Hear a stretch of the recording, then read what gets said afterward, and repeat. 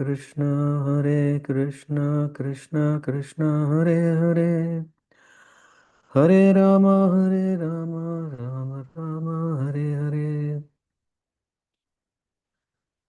Hare Krishna, Krishna Krishna, Hare Hare. Hare Rama, Rama Rama, Hare Hare.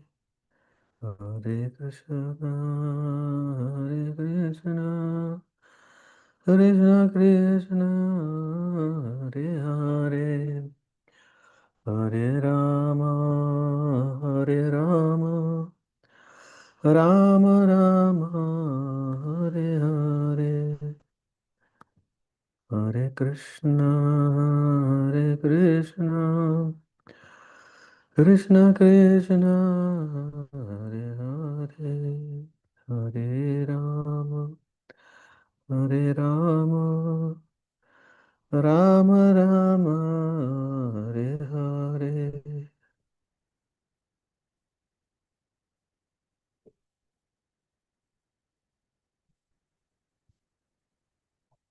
Okay. Hare Krishna, everyone.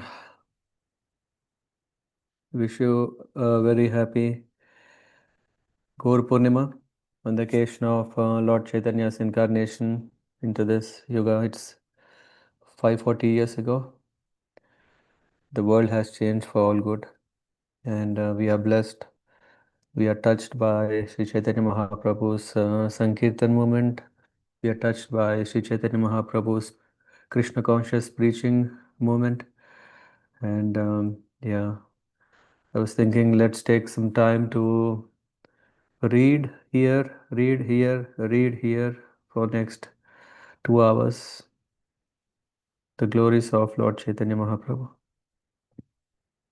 So, I thought let's go in rounds. Yeah, maybe like every 15 minutes we could rotate. Whoever next would like to volunteer can also. We will not read the verses. That's okay. Or shall we read the verse? What do you all prefer? I think we Better read only not with verse and verses. purport, if that's okay. But yeah. I mean, translation and purport.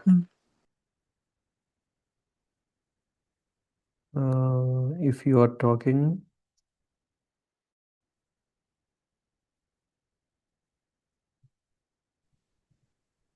Hare Krishna, am I audible? Hare Krishna, Prabhuji. Yes, Prabhuji. Audible.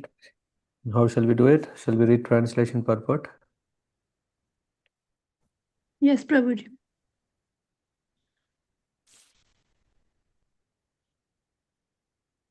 Yep, I think let's We read Prabhuji only translation. start straight away. Shall we read only translation? Then Prabhuji we can maybe go That's also fine. longer. Whatever. Past time will become Nari. Again, your voice is breaking. Rupa? Yeah. We didn't hear you. Okay. Actually, I was telling only translations so that it is easy to go with the past time. Okay. If it is okay for all. Yeah, let's start like that and see. Okay.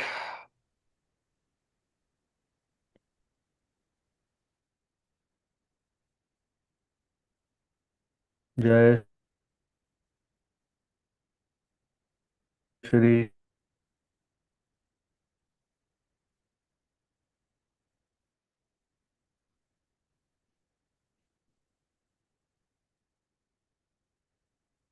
Chapter 2, Sri Chaitanya Mahaprabhu, the Supreme Personality of God. Godhead.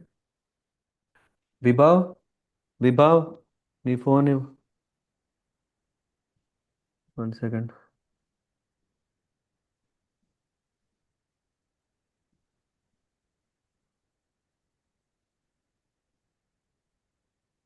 Indisable.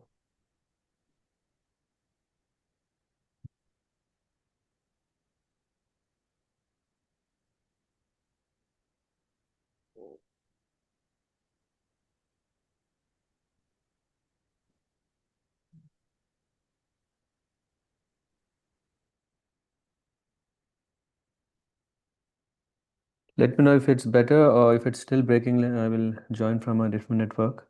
Now it's better, Prabhuji.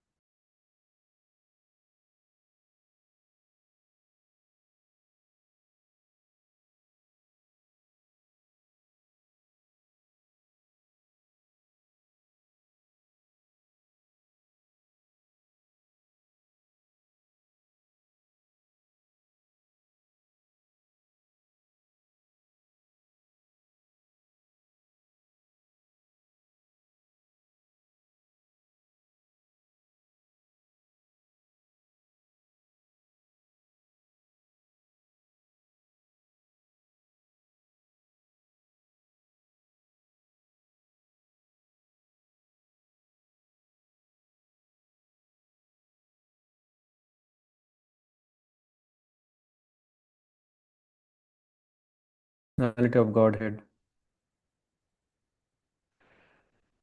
I offer my obeisances to Sri Chaitanya Mahaprabhu, by whose mercy even an ignorant child can swim across the ocean of conclusions about the ultimate truth, which is full of the crocodiles of various theories. O my merciful Lord Chaitanya, may the nectarian Ganges waters of your transcendental activities flow on the surface of my desert like tongue. Beautifying these waters are the lotus flowers of singing, dancing, and loud chanting of Krishna's holy name, which are the pleasure abodes of unalloyed devotees. These devotees are compared to swans, ducks, and bees. The rivers flowing produces a melodious sound that gladdens their ears. All glories to Lord Sri Chaitanya Mahaprabhu and Lord Sri Nityananda. All glories to Advaita Chandra, and all glories to the devotees of Lord Gauranga. Let me describe the meaning of third verse of the first 14. It is an auspicious vibration that describes absolute truth. What the Upanishads describe as the impersonal Brahman is but the effulgence of his body, and the Lord, known as the Super Soul, is but his localized plenary portion. Lord Chaitanya is the Supreme Personality of Godhead Krishna himself, full with six opulences. He is the absolute truth, and no other truth is greater than or equal to him. Impersonal Brahman, the localized Paramatma, and the personality of Godhead are three subjects, and the glowing effulgence, the partial manifestation, and the original form are their three respective predicates. A predicate always follows its subject. Now I shall explain the meaning of this verse according to the revealed scriptures. Krishna, the original form of the personality of Godhead, is the Saman Bonan of all pervading Vishnu. He is all perfect knowledge. So he is all perfect knowledge and all perfect bliss. He is the supreme transcendence. He whom Srimad Bhagavatam describes as the son of Nanda Maharaj. Okay. So shall I turn off my video? Maybe it can help. Are you able to see now text 9 for now? Now we are seeing text 7, Prabhuji. You're Now, still seeing 7. Okay. yeah, now it is 8. Yeah, now 9, Prabhuji. Yeah. Okay. Nitira Okay. Give me one more minute, please. I'll restart my router.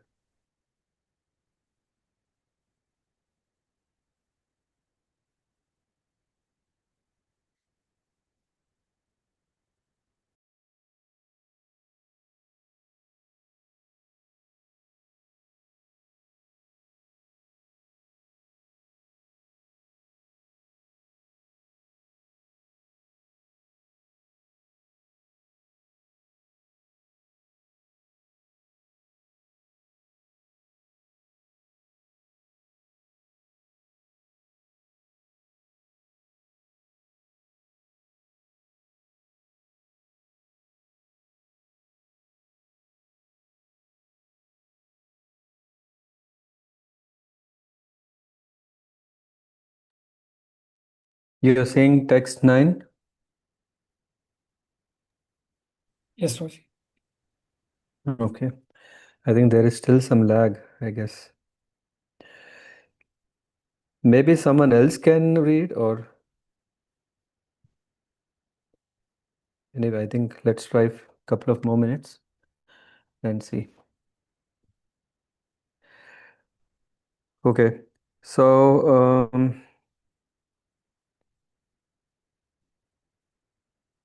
I'm reading from text 9.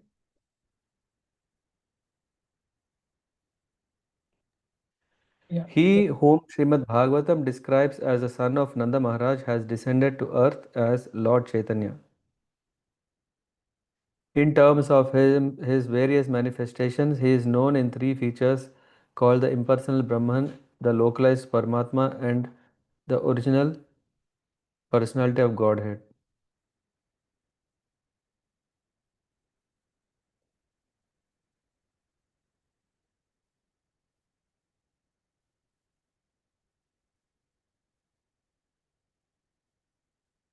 Learned transcendentalists who know the absolute truth say that it is non-dual knowledge and is called impersonal Brahman, the localized Paramatma, and the personality of Godhead.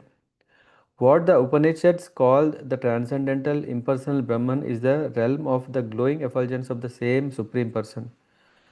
As with the naked eyes, one cannot know the sun except as a glowing substance. Merely by philosophical speculation, one cannot understand Lord Krishna's transcendental. Okay, okay, fine. Sorry. As with the naked eye, one cannot know the sun except as a glowing substance merely by philosophical speculation. One cannot understand Lord Krishna's transcendental varieties. I worship Govinda, the primeval Lord, who is endowed with great power. The glowing effulgence of his transcendental form is the impersonal Brahman, which is absolute, complete, and unlimited, and which displays the varieties of countless planets with their different opulences in millions and millions of universes. Lord Brahma said, the opulences of the impersonal Brahman spread throughout the millions and millions of universes. That Brahman is but the bodily effulgence of Govinda. I worship Govinda. He is my Lord. Only by His grace am I empowered to create the universe. Naked saints and sannyasis who undergo severe physical penances, who can raise the semen to the brain, and who are completely equipoised in Brahman can live in the realm known as Brahmaloka. He who is described in the Yoga Shastras as the indwelling super soul, Atma Antaryami, is also a plenary portion of Govinda's personal expansion. As the one sun appears reflected in countless jewels, so Govinda manifests himself as Paramatma in the hearts of all living beings. The personality of Godhead, Sri Krishna said, what more shall I say to you? I live throughout this cosmic manifestation merely by my single plenary portion. God grandfather Bhishma said, as the one sun appears differently situated to different spheres, so also do you, the unborn, appear differently represented as the Paramatma in every living being. But when a seer knows himself to be one of your own servitors. No longer does he maintain such duality. Thus I am now able to comprehend your eternal forms, knowing well the Paramatma to be only your plenary portion. That Govinda personally appears as Chaitanya Gosai. No other Lord is as merciful in delivering the fallen souls. Lord Narayana, who dominates the transcendental world, is full in six opulences. He is the personality of Godhead, the Lord of Goddess of fortune. The personality of Godhead is He who is described as the absolute whole in the Vedas, Bhagavatam, Upanishads, and other transcendental literatures.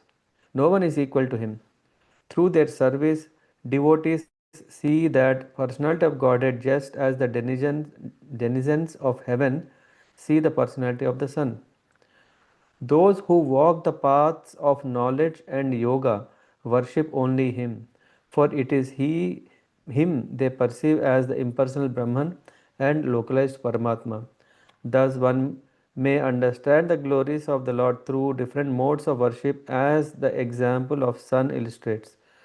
Narayana and Sri Krishna are the same personality of Godhead, but although they are identical, their bodily features are different.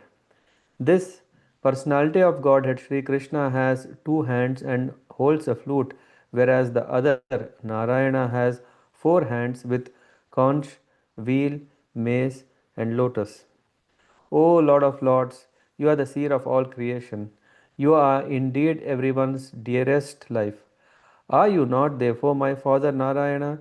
Narayana refers to one whose abode is in the water born from Nara, uh, Garbhodakashayi Vishnu, and that Narayana is your plenary portion. All your plenary portions are transcendental. They are absolute and are not creations of Maya. After Brahma had offended Krishna by stealing his playmates and calves, he begged the Lord's pardon for his offensive act and prayed for Lord's mercy. I took birth from the lotus that grew from your navel. Thus you are both my father and my mother, and I am your son. Parents never take seriously the offenses of their children. I therefore beg your pardon and ask for your benediction. Shri Krishna said, O Brahma, your father is Narayana. I am but a cowherd boy. How can you be my son? Brahma replied, Are you not Narayana? You are certainly Narayana. Please listen as I state the proofs. All the living beings within the material and spiritual worlds are ultimately born of you, for you are the super soul of them.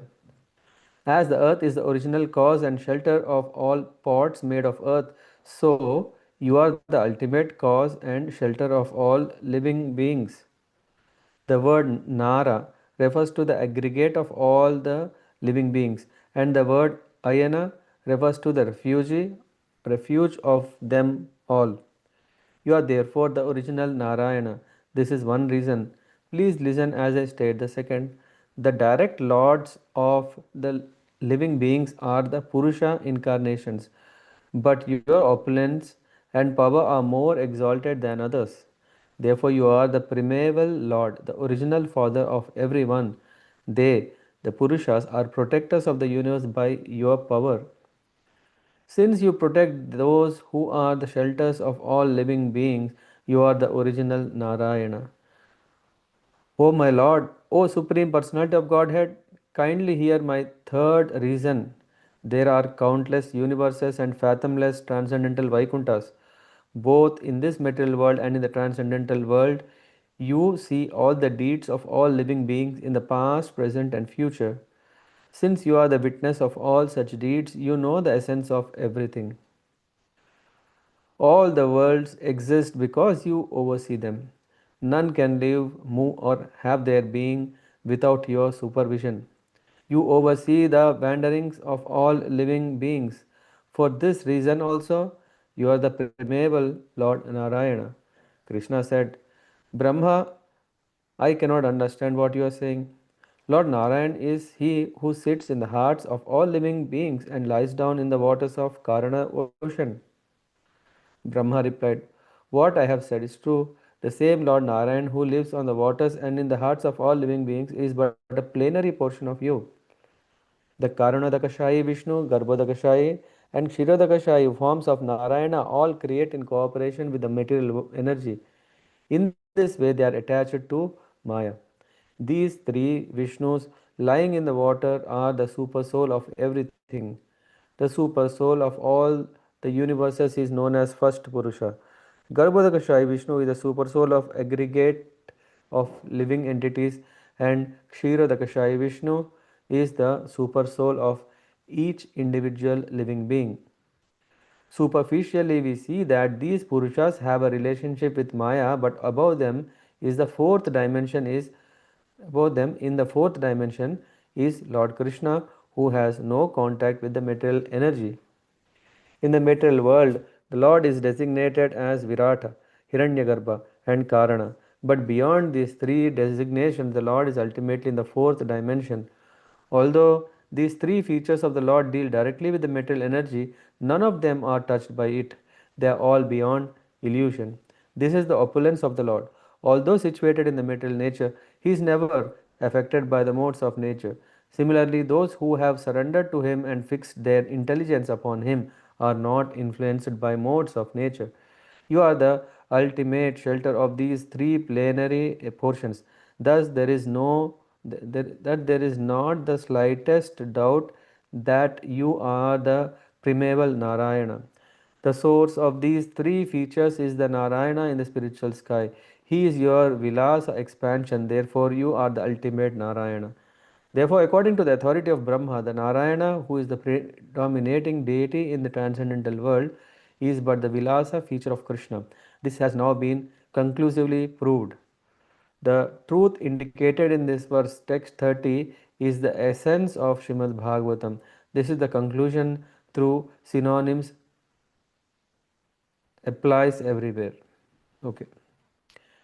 Like someone else would like to read from here?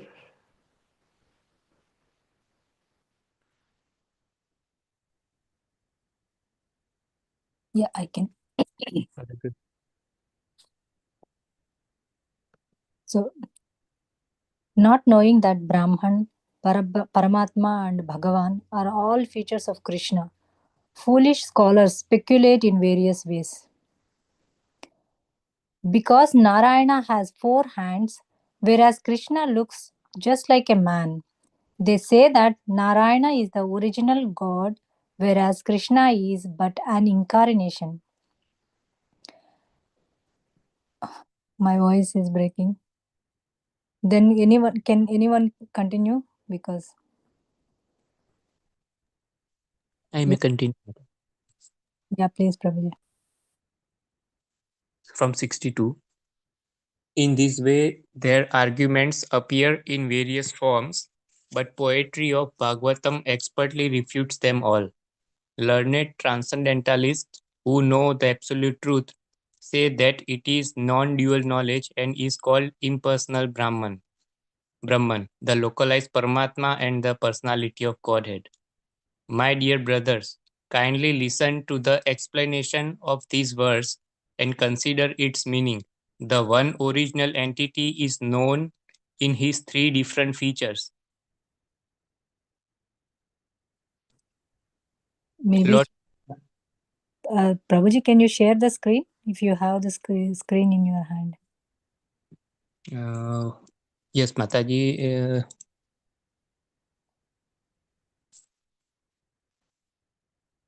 Actually, I am reading Mataji from my laptop and I am speaking in my mobile. Ah, okay. So anyway, Prabhuji is now back. Okay, now he is back. Okay. Let's start again from 60. 60.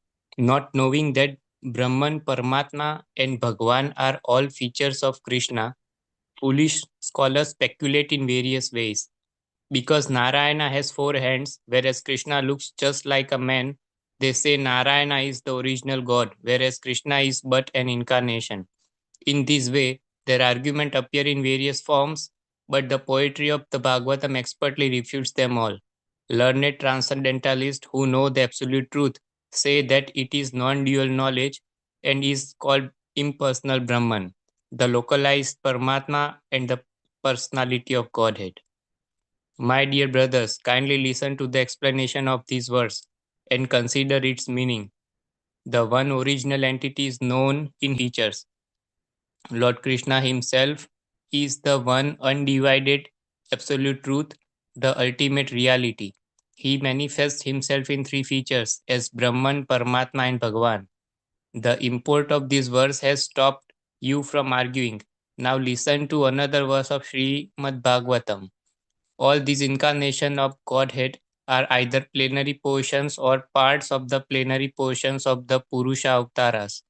But Krishna is the Supreme Personality of Godhead Himself. In every age, He protects the world through His different features when the world is disturbed by the enemies of Indra. The Bhagavatam describes the symptoms and deeds of the incarnations in general and counts Sri Krishna among them. These made Suta Goswami greatly apprehensive. Therefore, he distinguished each incarnation by its specific symptoms. All the incarnations of Godhead are plenary portions or parts of the plenary portions of the Purush avatars. But the primeval Lord is Sri Krishna. He is the Supreme Personality of Godhead, the fountainhead of all incarnations. An opponent may say, this is your interpretation, but actually the Supreme Lord is Narayan, who is in the transcendental realm.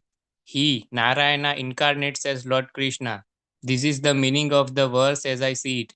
There is no need for further consideration. To such misguided interpreter, we may reply, why should you suggest such fallacious logic? An interpretation is never accepted as evidence if it opposes the principles of scripture. One should not state a predicate before its subject, for it cannot thus stand without proper support.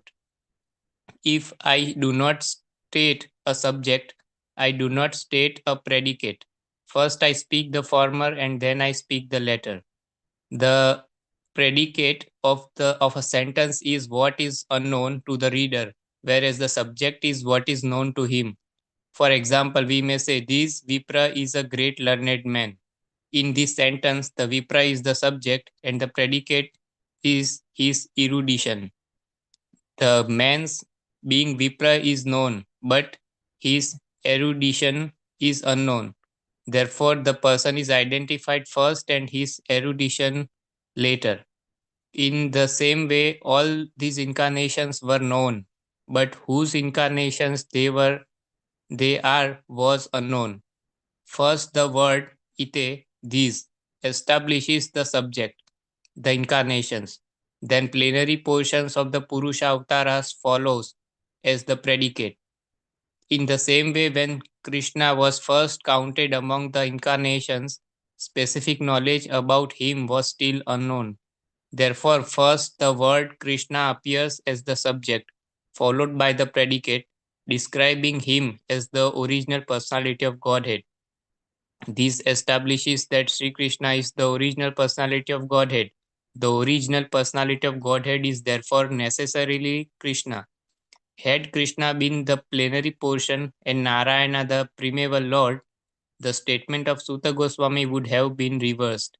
Thus, he would have said, Narayana, the source of all incarnations, is the original personality of Godhead.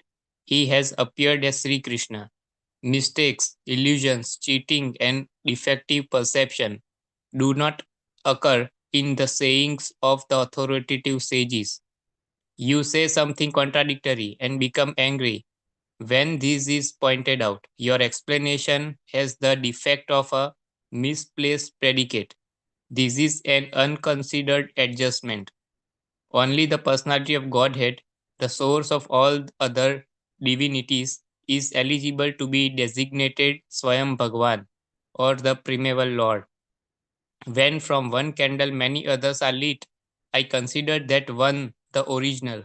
Krishna, in the same way, is the cause of all causes and all incarnations. I consider that one.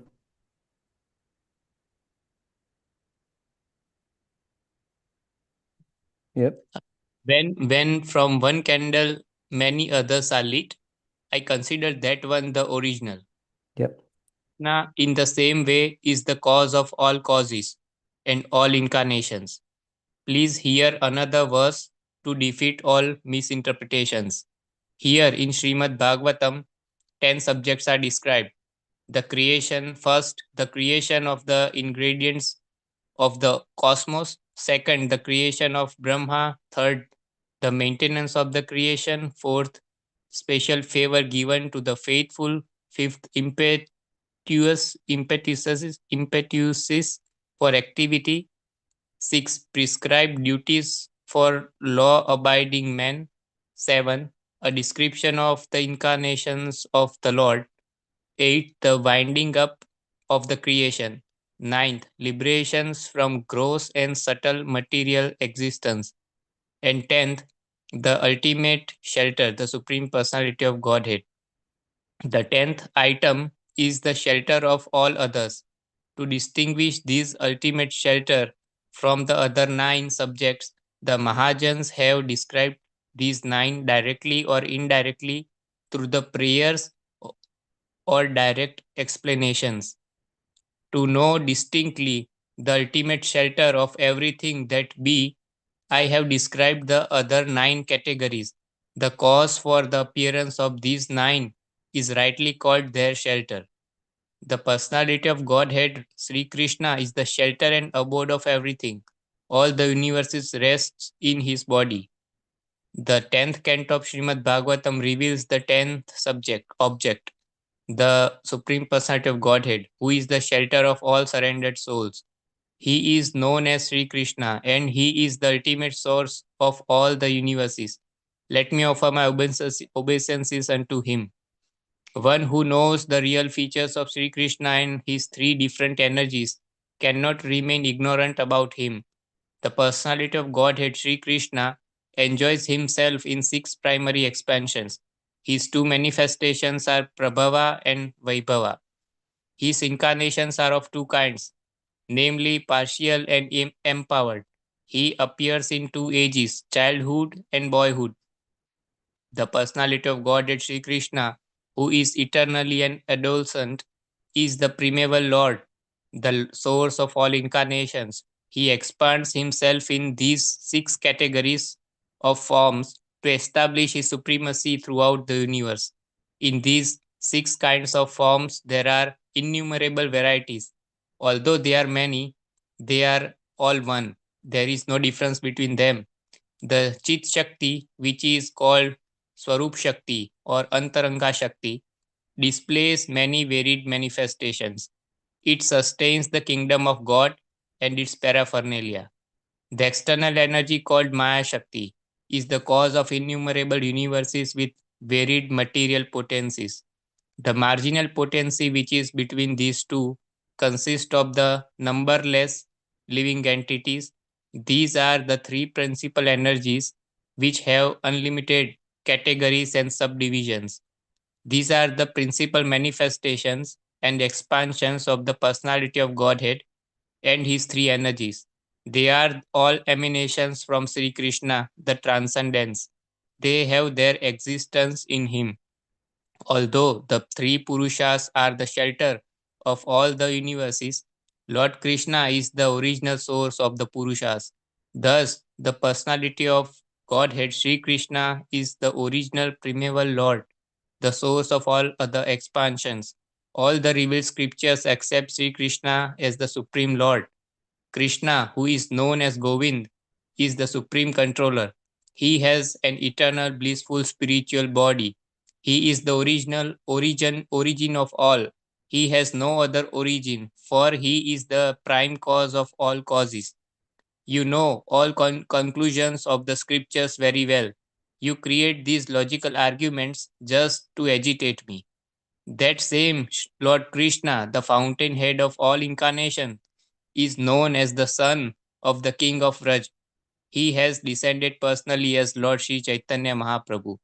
Therefore, Lord Chaitanya is the supreme absolute truth.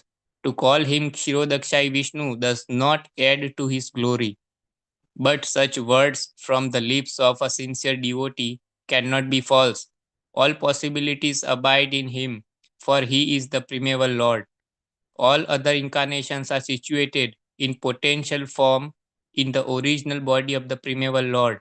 Thus, according to one's opinion, one may address him as any of the incarnations. Some say that Sri Krishna is directly Narnarayan. Others say that he is directly Vaman. Some say that Krishna is the incarnation of Shirodakshai Vishnu. None of these arguments is impossible. Each is as correct as the others. Some call him Hari or Narayana of the transcendental world. Everything is possible in Krishna, for he is the primeval Lord. I offer my obeisances unto the feet of all who hear or read this discourse. Kindly hear with attention the conclusion of all these statements. A sincere student should not neglect the discussion of such conclusions, considering them controversial, for such discussions strengthen the mind. Thus one's mind become attached to Sri Krishna. By such conclusive studies, I know the glories of Lord Chaitanya. Only by knowing these glories can one become strong and fixed in the attachment to him. Just to enunciate the glories of Sri Chaitanya Mahaprabhu, I have tried to describe the glories of Sri Krishna in detail. The conclusion is that Lord Chaitanya is the Supreme Personality of Godhead, Krishna, the son of the King of Raja. Praying at lotus feet of Sri Rupa and Sri Raghunath, always desiring their mercy, I, Krishna Das, narrate Sri Chaitanya Charitamrita following in their footsteps. Hare Krishna Prabhu. Shall I Prabhuji continue or somebody else wants? We give to someone else. Chapter 13.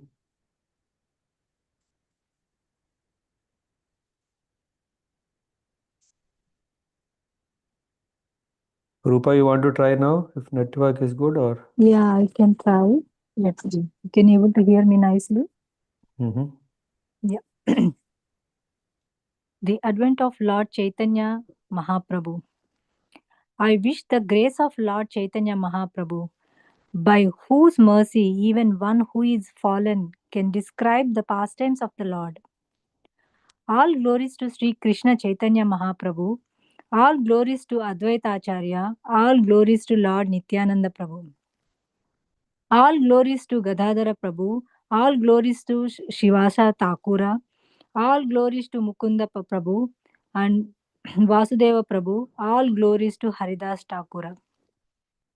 All glories to Swarupa Dhamodara and Murari Gupta. All these brilliant moons have together dissipated the darkness of this material world. All glories to the moons who are devotees of the principal moon, Lord Chaitanya Chandra. Their bright moonshine illuminates the entire universe. Thus, I have spoken the preface of the Chaitanya Charitamritam. Now I shall describe Chaitanya Mahaprabhu's pastimes in chronological order. First, let me give a synopsis of the Lord's pastimes, then I shall describe them in detail. Lord Chaitanya Mahaprabhu, adventing himself in Navadvipa, was visible for 48 years, enjoying his pastimes. In the year 1407 of the Sakha era, AD 1486, Lord Chaitanya Mahaprabhu appeared, and in this year 1455 AD 1534, he disappeared from this world. For 24 years, Lord Chaitanya lived in the Grihastha Ashrama household life, always engaging in the pastimes of the Hare Krishna movement. After 24 years, he accepted the renounced order of life, sannyasa, and he resided for 24 years more at Jagannath Puri. Of these last 24 years, he spent the first 6 continually touring India, sometimes in South India, sometimes in Bengal, and sometimes in Vrindavan. For the remaining 18 years, he continuously stayed in Jagannath Puri, chanting the nectarian Hare Krishna Mahamantra. He inundated everyone there in a flood of love of Krishna. The pastimes of his household life are known as the Adi Leela, the original pastimes. His later pastimes are known as the Madhya Leela and Antya Leela, are the middle and final pastimes. All the pastimes enacted by Lord Sri Chaitanya Mahaprabhu in his Adi Leela were recorded in summary form of Murari Gupta. His later pastimes, the Madhya Leela and Antya Leela, were recorded in the form of notes by his secretary Swarupa Damodara Goswami and thus kept within a book. By seeing and hearing the notes recorded by these two great personalities, a Vaishnava, a devotee of the Lord, can know these pastimes one after another. In his original pastimes, there are four divisions: Balya, Pauganda, Kaishora, and Yavana, childhood, early boyhood, later boyhood, and youth. I offer my respectable obeisances unto the full moon evening in the month of Falguna, an auspicious time full of auspicious symptoms when Lord Chaitanya Mahaprabhu advented himself with the chanting of the holy name Hare Krishna. On the full moon evening of the month of Falguna, when the Lord took birth, coincidentally, there was also a lunar eclipse. In jubilation, everyone was chanting the holy name of the Lord, Hari Hari. And Lord Chaitanya Mahaprabhu then appeared after first causing the appearance of the holy name. At his birth, in his childhood, and in his early and later boyhood, as well as in his youth, Lord Chaitanya Mahaprabhu, under different place, induced people to chant the holy name of Hari, the Hare Krishna Mahamantra. In his childhood, when the Lord was crying, he would stop immediately upon hearing the holy name of Krishna and Hari. All the friends, all the friendly ladies who came to see the child would chant the holy names Hari Hari as soon as the child would cry.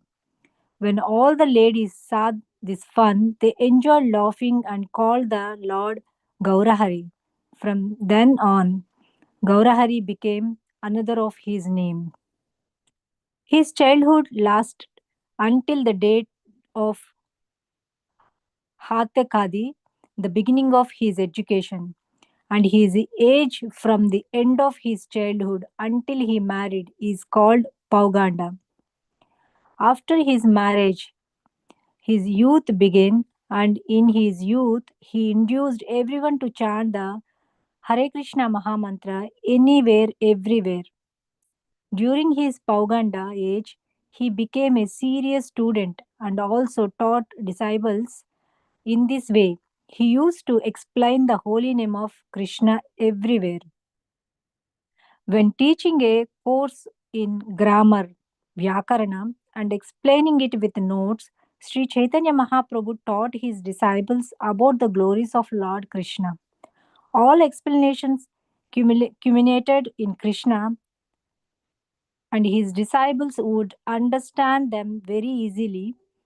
Thus, his influence was wonderful. When Lord Chaitanya Mahaprabhu was a student, he asked whomever he met to chant the Hare Krishna Mahamantra. In this way, he inundated the whole town of Navadvipa with the chanting of Hare Krishna. Just prior to his youth life, he began the Sankirtana movement. Day and night, he used to dance in ecstasy with his devotees. The Sankirtana movement went on from one part of the town to another as the Lord wandered everywhere performing Kirtana. In this way, he inundated the whole world by distributing love of God. Lord Chaitanya Mahaprabhu lived in the Navadvipa area for 24 years, and He induced every person to chant the Hare Krishna Mahamantra and thus merge in love of Krishna. For these remaining 24 years, Sri Chaitanya Mahaprabhu, after accepting the renounced order of life, stayed at Jagannath Puri with his devotees. For 6 of these 24 years in Neelachala, Jagannath Puri, he distributed love of Godhead by always chanting and dancing. Beginning from Cape Comorin and extending through Bengal to Vrindavana, during these 6 years, he toured all of India, chanting, dancing, and distributing love of Krishna. The activities of Lord Chaitanya Mahaprabhu in his travels after he accepted sannyasa are his principal pastimes. His activities during his remaining 18 years are called the Antya Leela, the final portion of his pastimes.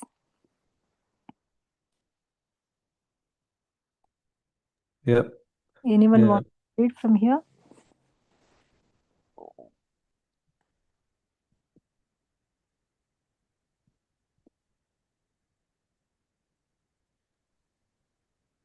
May I, Prabhuji?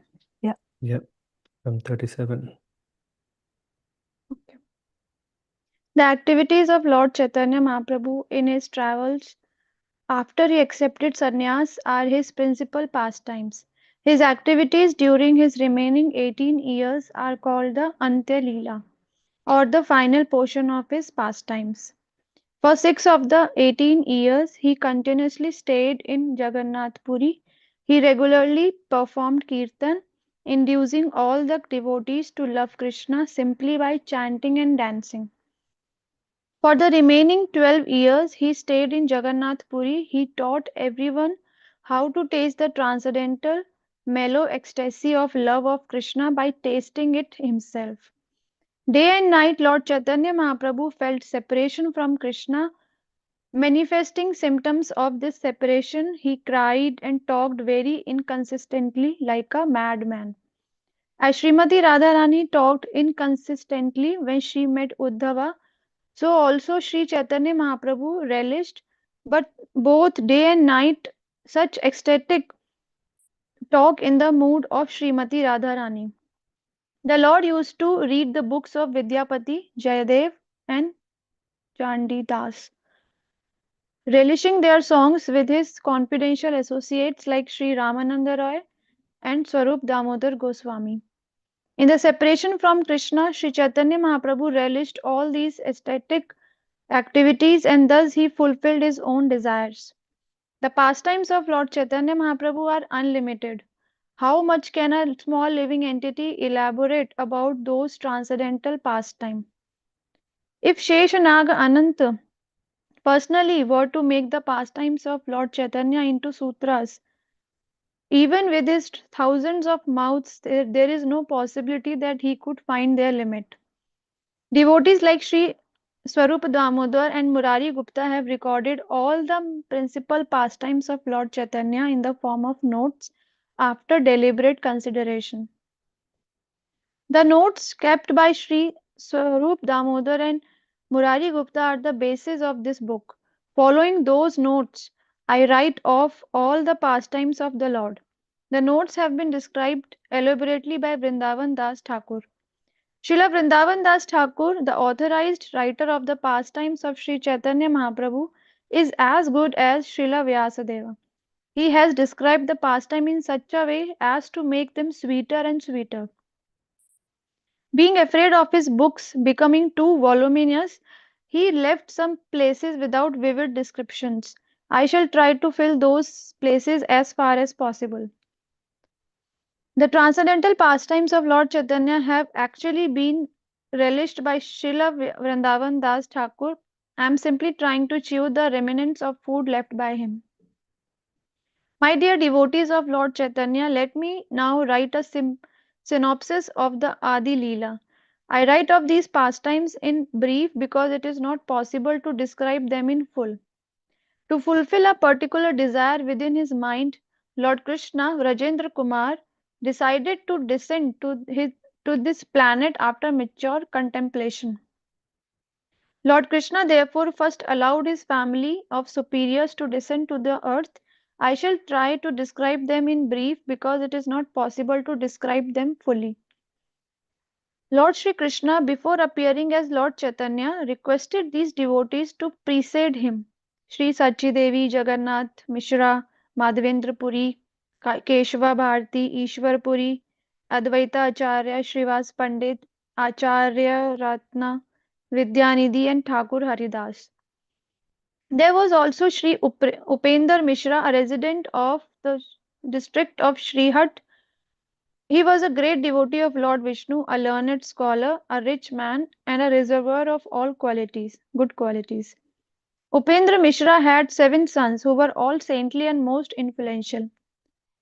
Kamsari, Paramananda, Padmanabha, Sarveshwara, Jagannath, Janardhan, and Trilokyanatha.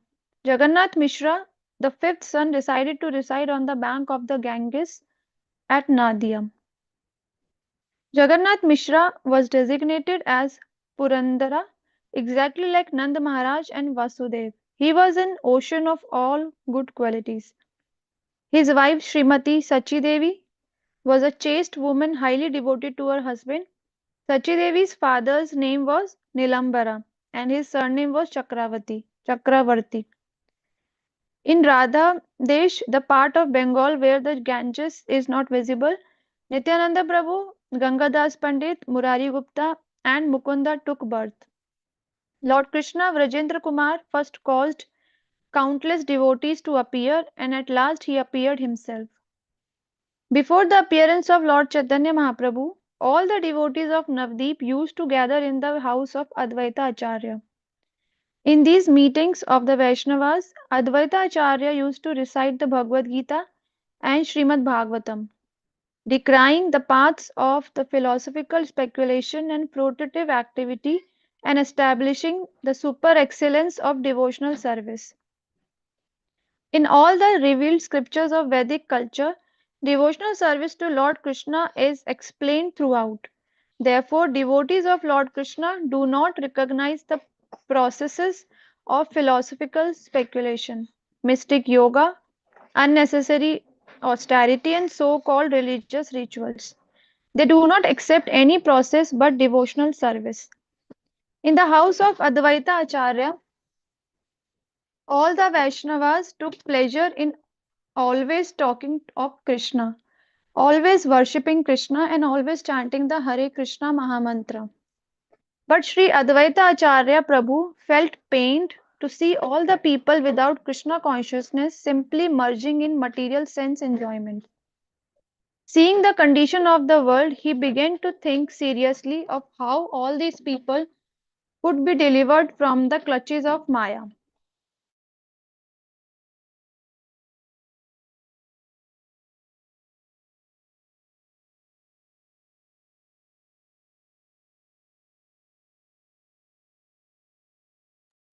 Did I get disconnected again? No, we could say. Can others can hear me? Yeah, I can hear you. Yes, Prabhuji. Yes, Prabhuji. Okay. Maybe someone can continue from here. Yeah, from verse number 70, who would like to read? Shall I, Prabhuji? Yeah. Yeah. Yeah, with the consideration, Advaita Acharya Prabhu, promising to cause Lord Krishna to descend, began to worship the Supreme Personality of Godhead, Krishna, with tulasi leaves and water of the Ganges. By loud cries, he invited Krishna to appear, and this repeated invitation attracted Lord Krishna to descend. Before the birth of Lord Chaitanya Mahaprabhu, 8 daughters took birth one after another from the womb of Sachimata, the wife of Jagannatha Mishra. But just after their birth, they all died. Prabhuji, can you scroll up? Yeah. Jagannatha Mishra was very unhappy at the death of his children, one after another. Therefore, desiring a son, he worshipped the lotus feet of Lord Vishnu. After this, Jagannatha Mishra got a son of the name Vishvarupa, who was most powerful and highly qualified because he was an incarnation of Baladeva. The expansion of Baladeva, known as sons Sankarsana in the spiritual world is the ingredient and immediate cause of this material cosmic manifestation. The Gignatic universal form is also called the Vishwarupa incarnation of Mahasanskarna. Thus, we do not find anything within this cosmic manifestation except the Lord Himself. As the threads in a cloth spread both lengthwise and breadthwise, so the Supreme Personality of Godhead exists directly and indirectly within everything we see in this cosmic manifestation. This is not very wonderful for Him because Maha Sanskar what is Sankarshana. Sankarshana is the ingredient and efficient cause of the cosmic manifestation. He is present in every detail of it. Lord Chaitanya therefore called him his elder brother. The two brothers are known as Krishna and Balarama in the spiritual world. But at the present moment, they are Chaitanya and Nitya. Therefore, the conclusion is that Nityananda Prabhu is the original Sanskar. Prabhuji, what was it? Sang Sankarshana. Sankarshana. Yeah. Baldeva. You have to scroll up, Prabhuji. The husband and wife, Jagannatha Mishra and Sachi Mata, having gotten Vishwarupa as their son, were very pleased with their minds. Because of their pleasure, they specifically began to serve the lotus feet of Govinda. In the month of January, in the year 1406 of the Saka era, AD 1485, Lord Krishna entered the bodies of both Jagannatha Mishra and Sachi. Jagannath Mishra said to Sachi Mata, I see wonderful things. Your body is effulgent, and it appears as if, if the goddess of fortune were now staying personally in my home. Anywhere and everywhere I go, all people offer me respect. Even without my asking, they voluntarily give me riches, clothing, and paddy. Sachimata told her husband, I see wonderfully brilliant human beings appearing in outer space as if offering prayers. Shall I continue, Prabhuji? Yeah, continue for, I'm checking the time. I'll Okay. let you know. Ji, Prabhuji. Jagannath Mishra then replied, In a dream, I saw the effulgent abode of the Lord enter my heart. From my heart, it entered your heart. I therefore understand that a great personality will soon take birth. After this conversation, both husband and wife were very jubilant, and together they rendered service to the household Saligrama Sila. In this way, the pregnancy approached its 13th month, but still there was no sign of the delivery of the child. Thus, Jagannath Mishra became greatly apprehensive. Nilambara Chakravarti, the grandfather of Sri Chaitanya Mahaprabhu, then did an astrological calculation and said that in that very month, taking advantage of an auspicious moment, the child would take birth. Thus, in the year 1407 of the Saka era, AD 1486, in the month of Falgun, February, March, in the evening of the full moon day, the desired auspicious moment arrived. According to the Jyotir Veda or Vedic astrology, the auspicious birth moment is described as follows. The moon was in Leo, the figure of the loin in the zodiac. Leo was the ascendant. Several planets were strongly positioned, and Satvarga and Astavarga showed all auspicious influences. When the spotless moon of Chaitanya Mahaprabhu became visible, what would be the need for a moon full or black marks on its body? Considering this, Rahu, the black planet, covered the full moon, and immediately vibration of Krishna Krishna Hari inundated the three worlds. All people thus chanted the Hare Krishna Mahamantra during the lunar eclipse, and their minds were struck with wonder. When the whole world was thus chanting the holy name of the Supreme Personality of Godhead, Krishna, in the form of Gaurahari, advented himself on the earth. The whole world was pleased. While the Hindus chanted the holy name of the Lord, the non Hindus, especially the Muslim, jokingly imitated the words. While all the ladies vibrated the holy names of Hari on earth, in the heavenly planets, dancing and music were going on, for the demigods were very curious. In this atmosphere, all the 10 directions become jubilant, as did the waves of the river. Moreover, all beings moving and non moving were overwhelmed with transcendental bliss. Thus, by his causeless mercy, the full moon, Gaurahari, rose in the district of Nadia, which is compared to Udyagiri, where the sun first became visible. His rising in the sky dissipated the darkness of sinful life, and thus the three worlds become joyful and chanted the holy name of the Lord. All that time, Sri Advaita Acharya Prabhu, in his own house of Santipura, was dancing in a pleasing mood, taking Haridasa Thakura with him. He danced and loudly chanted Hare Krishna, but why they were dancing, no one could understand. Seeing the lunar eclipse and laughing, Advaita Acharya and Haridas Thakura immediately went to the bank of the Ganges and bathed in the river in great jubilant. Taking advantage of the occasion of the lunar eclipse, Advaita Acharya, by his mental strength, distributed various types of charity to the Brahmins. When he saw that the whole world was jubilant, Haridasa Thakur, his mind astonished, directly and indirectly expressed himself to Advaita Acharya. Your dancing and distributing charity were very pleasing to me. I can understand that there is some special purpose in these actions. Acharyanta this Chandrasekhara, Achar- Acharya Ratna. Acharya Ratna, and Srivasa Thakur were overwhelmed with joy, and immediately they went to the bank of the Ganges to bathe in her waters. Their minds full of happiness, they chanted the Hare Krishna Mahamantra and gave charity by mental health. In this way, all the devotees, wherever they were situated, in every city and every country, danced, performed Sankirtana, and gave charity by mental health, mental strength on the plea of the lunar eclipse, their minds overwhelmed with joy. All sorts of respectable Brahmins, gentlemen, and ladies carrying plates filled with various gifts came with their presentations. Seeing the newborn child whose form resembled natural glaring gold, all of them happily offered their blessings. Dressing themselves as the wives of Brahmins, all the celestial ladies, including the wives of Lord Brahma, Lord Shiva, Lord Nrsimhadeva, King Indra, and Vashishta Rishi, along with Rambha, a dancing girl of heaven, came there with varieties of gifts.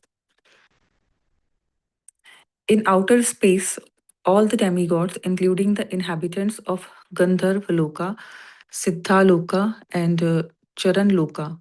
Prabhuji, is it Charanloka? Chanara. Charana Loka, offered their prayers and danced to the accompaniment of music, songs, and the beating of drums. Similarly, in Navadipa city, all the professional dancers, musicians, and blessed gathered together, dancing in great jubilant. Yep. If you're fine, maybe someone else can read from here. Yes, Prabhuji.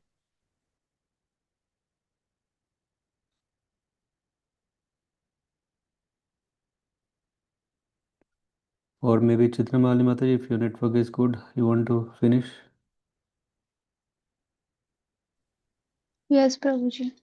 From 108, I think. Hmm. Chandrasekhar Acharya and Srivas Thakur both came to Jagannath Mishra and drew his attention in various ways. They performed the ritualistic ceremonies prescribed at the time of birth according to religious principles. Jagannath Mishra also gave varieties of charity. Whatever riches Jagannath Mishra collected in the form of gifts and presentations, and whatever he had in his house, he distributed among the Brahmanas, professional singers, dancers, bhattas, bhat, bhats, bhattas, and poor. He honored them all by giving them riches in charity. The wife of Srivas Thakur, whose name was Malini, accompanied by the wife of Chandrasekhar Acharyatna and other ladies, came there in great happiness to worship the baby with paraphernalia such as vermilion, turmeric oil, fused rice, bananas, and coconuts. One day, shortly after Lord Chaitanya Mahaprabhu was born, Advaita Acharya's wife Sita Devi, who is worshipable by the whole world, took her husband's permission and went to see that topmost child with all kinds of gifts and presentations. She brought different kinds of golden ornaments, including armlets, necklaces, anklets, and bangles for the hands. There were also tiger nails set in gold, waist decoration of silk and lace, ornaments for the hands and legs, nicely printed silken saris, and a child's garment, also made of silk. Many other riches, Sorry. including gold and silver coins, were also presented to the child. Riding in a palanquin covered with cloth and accompanied by maid servants, Sita Thakurani came to the house of Jagannath Mishra, bringing with her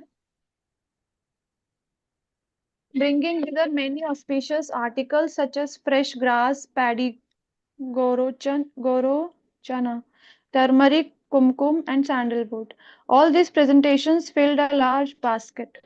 When Sita Thakurani came to the house of Sachi Devi, bringing with her many kinds of eatables, dresses, and other gifts. She was astonished to see the newborn child, for she appreciated that, except for a difference in color, the child was directly Krishna of Gokula himself. Shall I keep reading, Prabhuji? Yeah. So you finish the chapter, then we'll move to the next. Okay.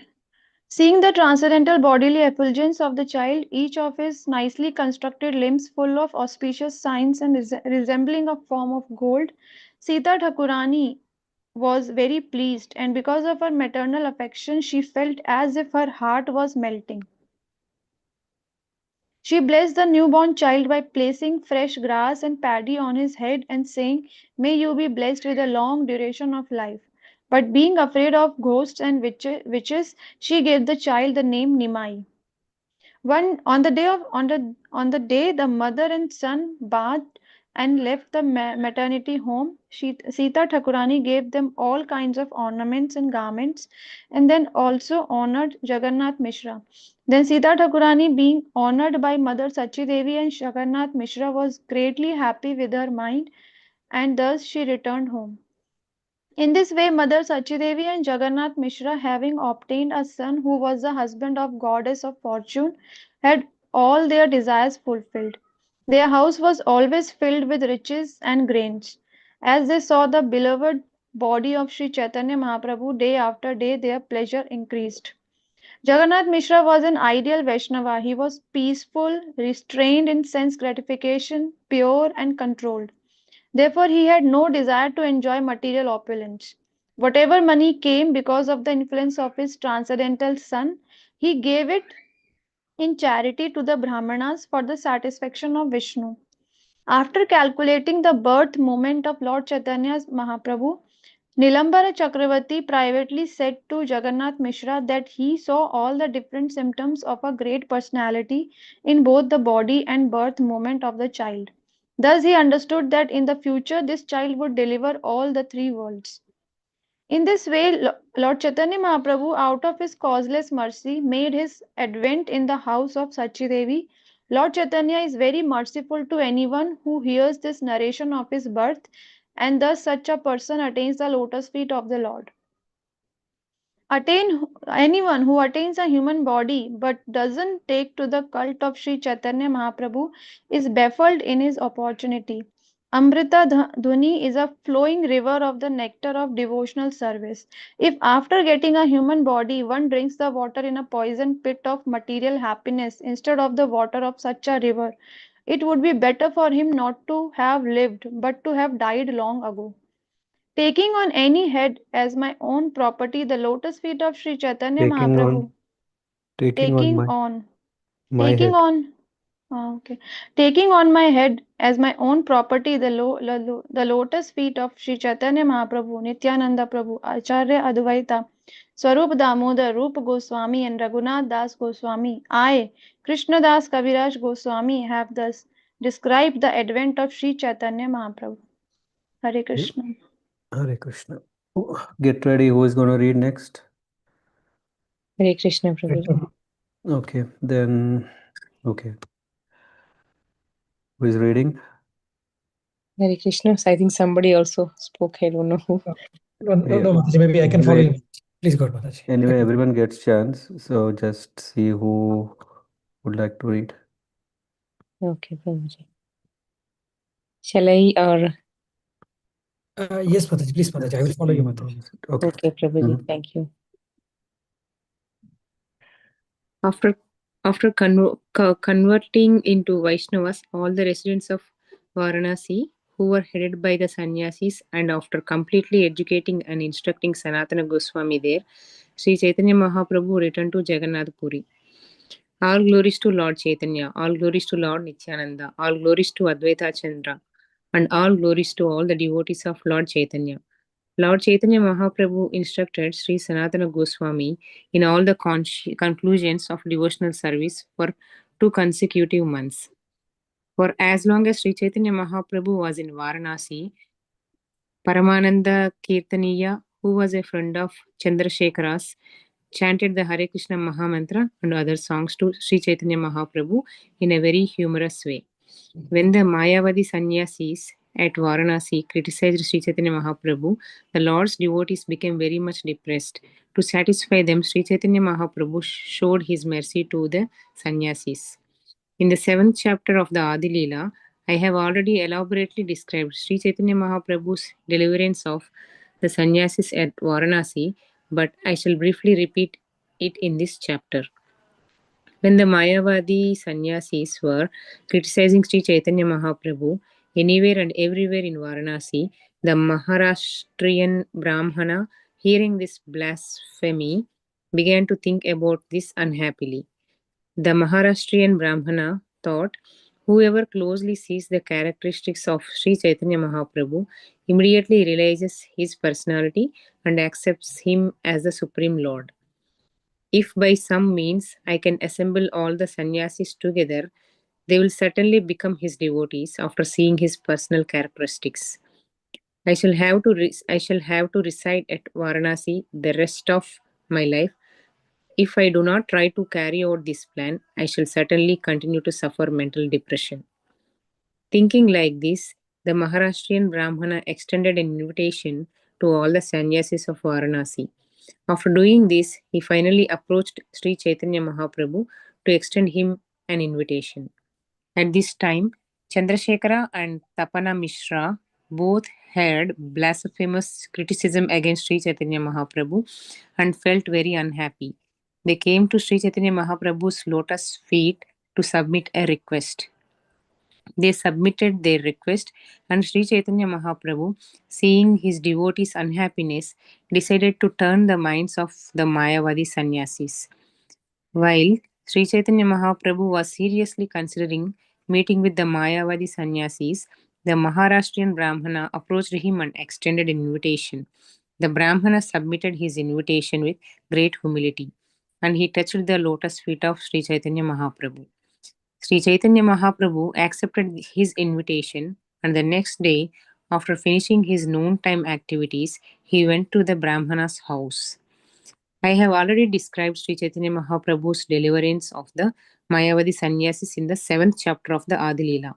When I described the glories of the Panchatattva, Sri Chaitanya Mahaprabhu, Sri Nityananda Prabhu, Advaita Prabhu, Gadadhara Prabhu, and Sri Vasa. Since I have already described this incident very elaborately in the 7th chapter of the Adi Leela, I do not wish to increase the size of this book by giving another description. However, I shall try to include in this chapter whatever was not described there. Beginning from the day on which Sri Chaitanya Mahaprabhu showered his mercy to the Mayavadi sannyasis, there were vivid discussions about this conversation among the inhabitants of Varanasi. Conversion. Yes, Prabhuji. There were vivid discussions about this conversion among the inhabitants of Varanasi. Crowds of people came to Sri Chaitanya Mahaprabhu from that day on, and scholars of various scriptures discussed different subject matters with the Lord. When people came to Sri Chaitanya Mahaprabhu to discuss the principles of various scriptures, the Lord defeated their false conclusions and established the predominance of devotional service to the Lord. With logic and argument, he very politely changed their minds. As soon as people received instructions from Sri Chaitanya Mahaprabhu, they began to chant the Hare Krishna Mahamantra. Thus, everyone laughed, chanted, and danced with the Lord. All the Mayavadi sannyasis offered their obeisances unto Sri Chaitanya Mahaprabhu and then began to discuss his movement, giving up their studies of Vedanta and Mayavada philosophy. One of the disciples of Prakashananda Saraswati, who was as learned as his guru, began to speak in that assembly, offering all respects to Sri Chaitanya Mahaprabhu. He said, Sri Chaitanya Mahaprabhu is the Supreme Personality of Godhead, Narayana himself. When he explains the Vedanta Sutra, he does so very nicely. Sri Chaitanya Mahaprabhu explains the direct meaning of the Upanishads. When all learned scholars hear this, their minds and ears are satisfied. Giving up the direct meaning of the Vedanta Sutra and the Upanishads, Shankaracharya imagines some other interpretation. All the interpretations of Shankaracharya are imaginary. Such imaginary interpretations are verbally accepted by learned scholars, but they do not appeal to the heart. The words of Sri Chaitanya Mahaprabhu are firm and convincing, and I accept them as true. In this age of Kali, one cannot be delivered from the material clutches simply by formally accepting the renounced order. Sri Chaitanya Mahaprabhu's explanation of the verse beginning Harer Nama is not only pleasing to the ear but is strong, factual evidence. In this age of Kali, one cannot attain liberation without taking to the devotional service of the Lord. In this age, even if one chants the holy name of Krishna imperfectly, he still attains liberation very easily. My dear Lord, devotional service unto you is the only auspicious path. If one gives it up simply for speculative knowledge or the understanding that these living beings are spiritual souls and material world is false, he undergoes a great deal of trouble. He only gains troublesome and inauspicious activities. His actions are like beating a husk that is already devoid of rice. His labor becomes fruitless. O lotus eyed one, those who think they are liberated in this life but who are devoid of devotional service to you are of impure intelligence. Although they accept severe austerities and penances and rise to the spiritual position, to impersonal Brahman realization, they fall down again because they neglect to worship your lotus feet. The word Brahman, the greatest, indicates the supreme personality of Godhead, full in all six opulences. But if we take the one sided impersonalist view, his fullness is diminished. The Vedas, the Upanishads, the Brahma Sutra, and the Puranas all describe the activities of the spiritual potency of the Lord. If one cannot accept the personal activities of the Lord, he jokes foolishly and gives an impersonal description. The Mayavadis do not recognize the personal form of the Lord as spiritual and full of bliss. This is a great sin. Sri Chaitanya Mahaprabhu's statements are actually factual.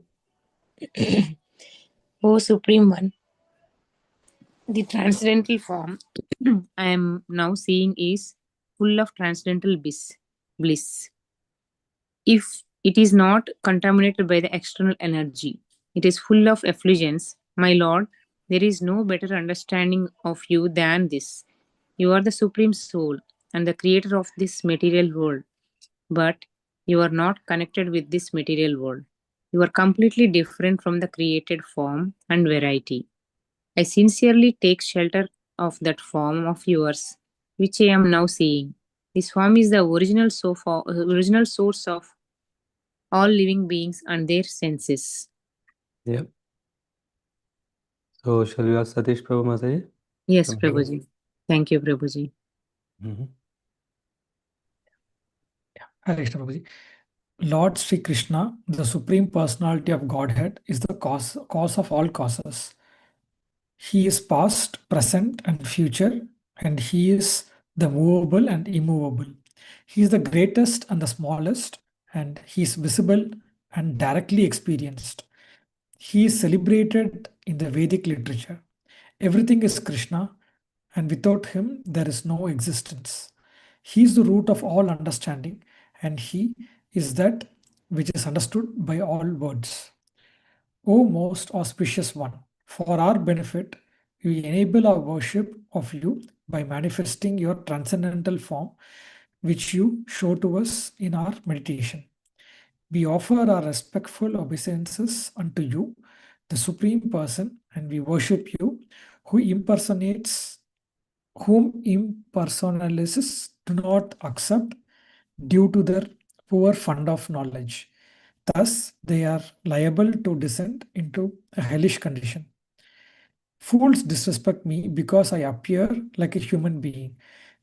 They do not know my supreme position as the cause of all causes, the creator of the material energy.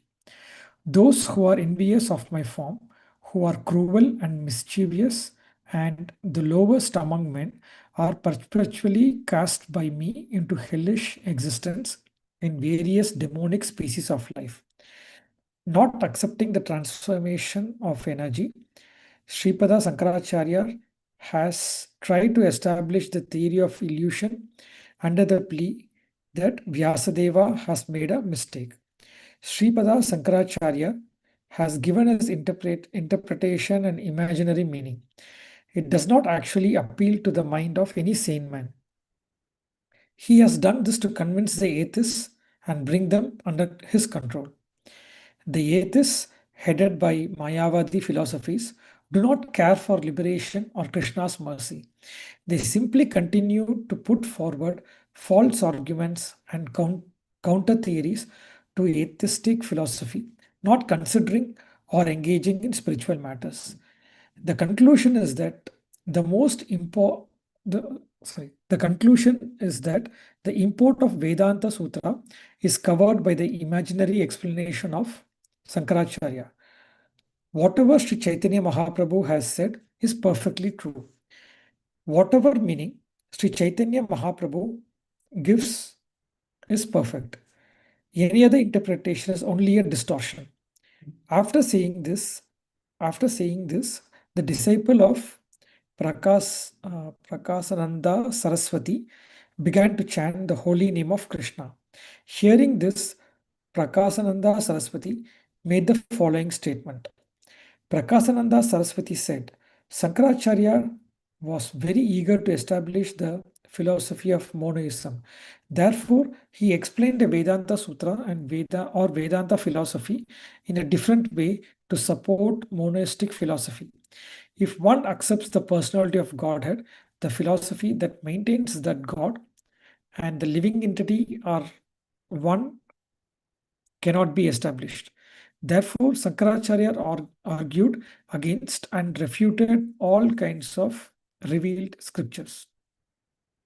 Anyone who wants to establish his own opinion or philosophy certainly cannot explain any scripture according to the principle of direct interpretation. The Mimamsaka philosophers conclude that if there is a God, he is subject to our fruitive activities. Similarly, the Sankhya philosophers who analyze the cosmic manifestation say that the cause of the cosmos is material nature. The followers of Nyaya, the philosophy of logic, maintain that the atom is the cause of the cosmic manifestation, and the Mayavadi philosophies maintain that the impersonal Brahman effulgence is the cause of the cosmic manifestation. The Patanjala philosophers say that when one is self-realized, he understands the Lord. Similarly, according to the Vedas and Vedic principles, the original cause of the Supreme Personality of Godhead. After studying the six philosophical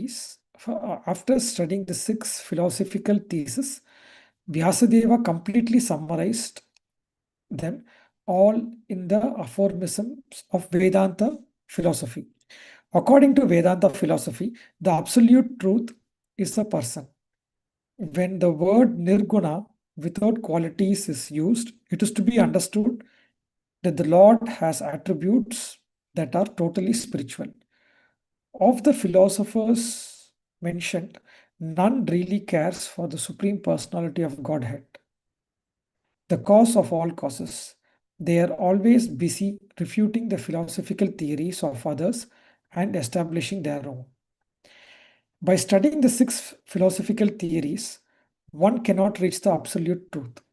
It is therefore our duty to follow the path of Mahajanas, the authorities. Whatever they say should be accepted as the supreme truth. Dry arguments are inconclusive. A great philosopher, a great personality whose opinion does not differ from others is not considered a great sage. Simply by studying the Vedas, which are variegated, one cannot come to the right path by which religious principles are understood. The solid truth of religious principles is hidden in the heart of an unadulterated, self realized person. Consequently, as the Shastras confirm, one should accept whatever progressive path the Mahajanas advocate. The words of Sri Chaitanya Mahaprabhu are a shower of nectar. Whatever he concludes to be the ultimate truth is indeed the summum bonum of all spiritual knowledge. After hearing all these statements, the Maharashtrian Brahmana very jubilantly went to inform Lord Chaitanya Mahaprabhu. When the Maharashtrian Brahmana went to see Chaitanya Mahaprabhu, the Lord was going to the temple of Bindu Madhava after bathing in the waters of Panchanada. While the Lord was on his way, the Maharashtrian Brahmana informed him about the incident that took place in the camp of Prakasananda Saraswati. Hearing this, Sri Chaitanya Mahaprabhu smiled happily. Upon reaching the temple of Bindu Madhava, Sri Chaitanya Mahaprabhu, seeing the beauty of Lord Bindu Madhava, became overwhelmed in ecstatic love. He then began to dance in the courtyard of the temple. There were four people accompanying Sri Chaitanya Mahaprabhu, and these were Chandrasekhara, Paramananda Puri, Tapana Mishra, and Sanatana Goswami. They were all chanting the Hare Krishna Maha Mantra in the following way. They chanted Hare Nama Krishna Yadavaya Namaha Gopala Govinda Rama Sri Madhusudana. In all directions, hundreds of thousands of people began to chant Hari Hari. Thus, there arose a tumultuous and auspicious sound filling the entire universe. Okay. Yeah, thank you, Suresh Prabhu. Thank you, Prabhuji. Okay, who would like to take it from here?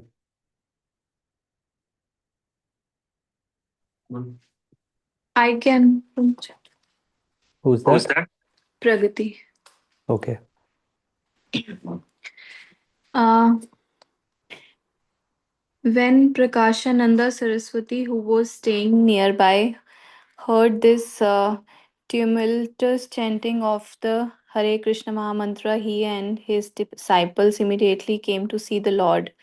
When Prakashananda Saraswati saw the Lord, he and his disciples also joined the chanting of Sri Chaitanya Mahaprabhu. Prakashananda Saraswati was charmed by the Lord's dancing and love, aesthetic love, and by the transcendental beauty of his body.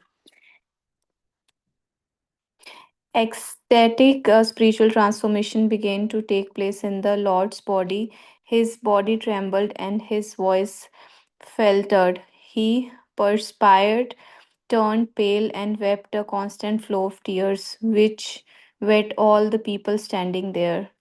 The eruptions on the Lord's body appeared like Kadamba flowers.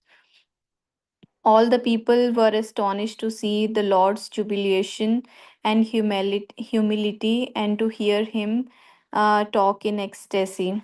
Indeed, all the residents of Banaras, Kashi saw the bodily transformations and were astonished.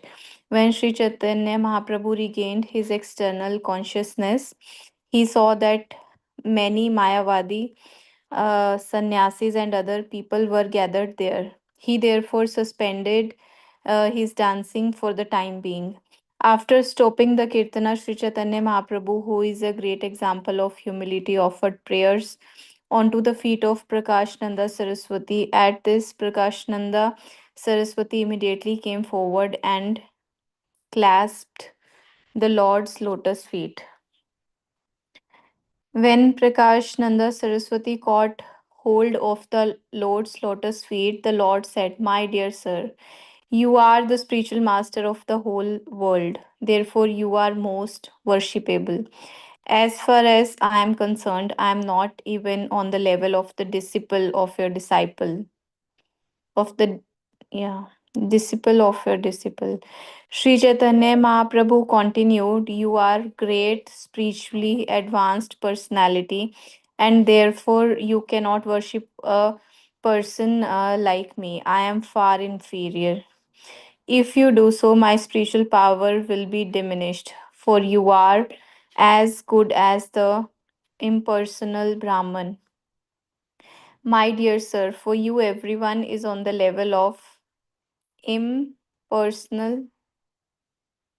It has to go little up. 74. Yeah. My dear sir, for you everyone is on the level of impersonal Brahman, but the enlightenment of people in general, you should not behave in that way. Prakashananda Saraswati replied, "Formerly I committed many offenses against you by blaspheming blaspheming you, but now the effects of my offenses are count, counter counteracted by my touching your lotus feet. If a person considered liberated in this life commits offenses against the reservoir of unconceivable potencies, the supreme personality of Godhead, he will again fall down and desire the material atmosphere for material enjoyment. Being touched by the lotus feet of Sri Krishna, that serpent was immediately freed from the reactions of his sinful life. Thus, the serpent gave up his body and assumed the body of a beautiful Vidyadhara demigod.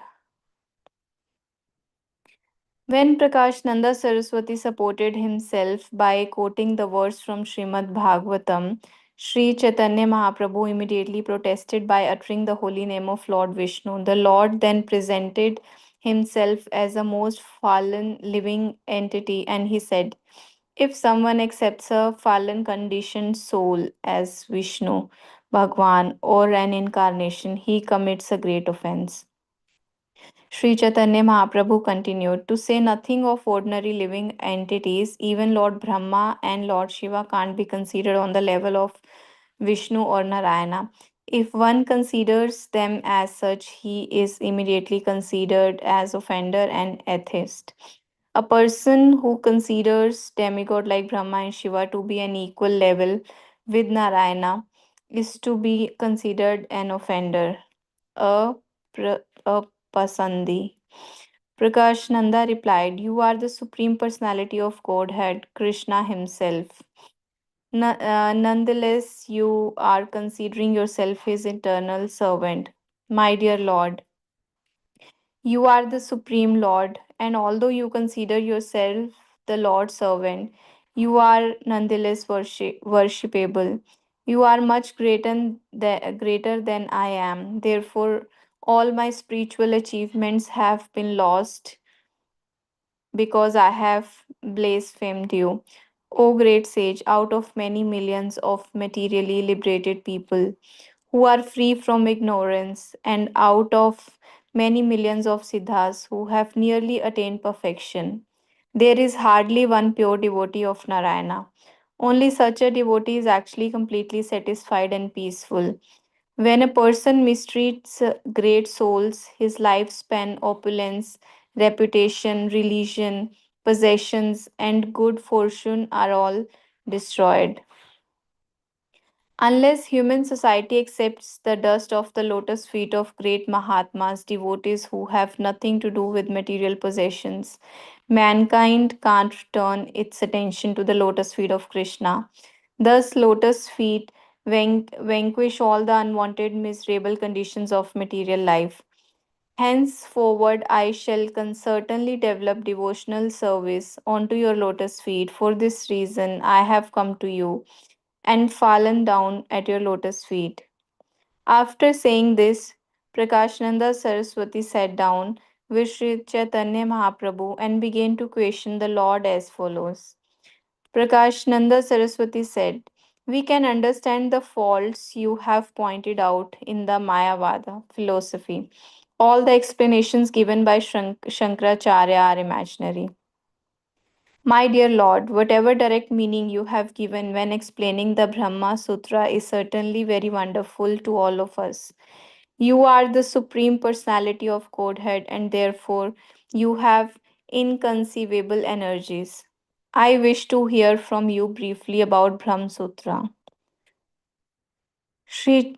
Maybe Okay. from here, shall we give someone else Yeah. chance? Yeah. Hare Krishna. Yeah, thank you.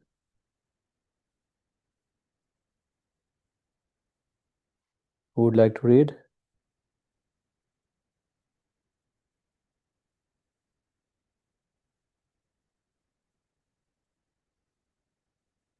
Should I try, Prabhuji? Yeah, you can try. 91. Yep. Shri Chaitanya Mahaprabhu replied, I am an ordinary living being, and therefore my knowledge is very insignificant. However, the meaning of the Brahma Sutra is very grave because its author Vyasadeva is the Supreme Personality of Godhead Himself. The purport of the Vedanta Sutra is very difficult for an ordinary person to understand, but Vyasadeva, out of his causeless mercy, has personally explained the meaning. If the Vedanta Sutra is explained by Vyasadeva himself, who has written it, its original meaning can be understood by the people in general. The, the meaning of the sound vibration Omkara is present in the Gayatri Mantra.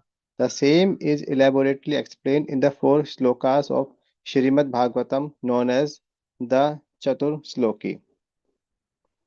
Whatever was spoken by the Supreme Personality of Godhead to Lord Brahma in these 4 verses of Shrimad Bhagavatam was also explained by to Narada by Lord Brahma. Whatever Lord Brahma told Narada Muni was again explained by Narada Muni to Vyasadeva. Vyasadeva later considered these instructions in his mind. Srila Vyasadeva considered that whatever he had received from Narada Muni as an explanation of Omkara, he would elaborately explain in his book Shrimad Bhagavatam as a commentary on the Brahma Sutra. Vyasadeva collected whatever Vedic conclusions were in the 4 Vedas and 108 Upanishads and placed them in the aphorism of the Vedanta Sutra. In the Vedanta Sutra, the purport of all the Vedic knowledge is explained, and in Srimad Bhagavatam, the same purport has been explained in 18,000 verses. Therefore, it is to be concluded that the Brahma Sutra is explained vividly in Srimad Bhagavatam. Also, what is explained in the verses of Srimad Bhagavatam has the same purport as what is explained in the Upanishads. Everything animate or inanimate, what is within the universe is controlled and owned by the Lord. One should therefore accept only those things for himself that are set aside as his quota, and one should not accept other things, knowing well to whom they belong. The essence of Srimad Bhagavatam, our relationship with the Supreme Lord, our activities in that connection, and the goal of life is manifest in the 4 verses of Srimad Bhagavatam known as the Chatur Sloki. Everything is explained in those verses. Lord Krishna says, I am the center of all relationships. Knowing of me and the practical application of that knowledge is Knowledge of actual me. knowledge. A knowledge of me and the practical application of that knowledge is actual knowledge. Approaching me for devotion service is called abhideya.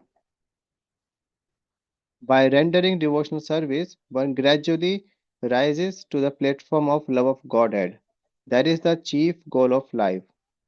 On the platform of love of Godhead, one is eternally engaged in the service of the Lord. Please hear attentively what I shall speak to you. For transcendental knowledge about me is not only scientific but full of mysteries. O Brahma, I shall explain all these truths to you since you are a living being, Jiva. Without my explanation, you will not be able to understand your relationship with me. Devotional service, devotional activity, and life's ultimate goal. I shall explain to you my actual form and situation, my attributes, activities, and six opulences. Lord Krishna assured Lord Brahma, by my mercy, all these things will be awakened in you. Saying this, the Lord began to explain the three truths, tattvas, to Lord Brahma. By my causeless mercy, be enlightened in truth about my personality, manifestations, qualities, and pastimes. Before the creation of the cosmic manifestation, the Lord said, I existed, and the total material energy, material nature, and the living entities all existed in me. After creating the cosmic manifestation, I entered into it. Whatever you see in the cosmic manifestation is but an expansion of my energy. When the whole universe dissolves, I remain full in myself, and everything that was manifested is again preserved in me. Prior to the cosmic manifestation, only I exist, and no phenomena exist, either gross, subtle, or primordial. After creation, only I exist in everything, and after annihilation, only I remain eternally. In the verse beginning Aham Eva, the word Aham is expressed three times. In the beginning, there are the words Aham Eva. In the second line, there are the words Pash, Paschad Aham. At the end are the words So, Sosmi Aham. This Aham indicates the Supreme Person. By the repetition of Aham, the transcendental personality who is complete with six opulences is confirmed.